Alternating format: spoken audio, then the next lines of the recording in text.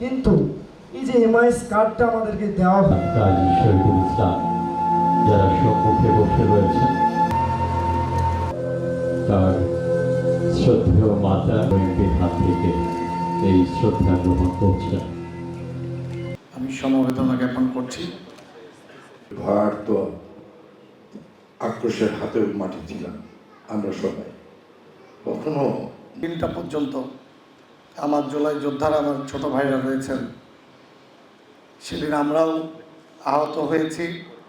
ভূমিমন্ত্রী, উপস্থিত বিশেষ অতিথিবৃন্দ এবং সম্মানিত সুধীবৃন্দ, কোটা বিরোধী আন্দোলন আসলে তারা বৈষম্য শিকার হচ্ছে।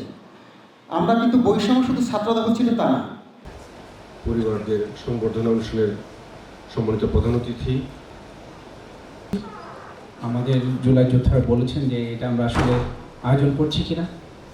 আমি বলতে চাই আমাদের এটাও কিন্তু যেমন সত্য, আবার স্বাধীনতা যুদ্ধের ক্ষেত্রে মানে সেটাই ঘটেছে। সরকার জনাব তারেক রহমান আমাদের প্রধান, এই আকাঙ্ক্ষাটা যেন আমাদের পূরণ হয়। সবাই ভালো থাকবেন, সুস্থ থাকবেন।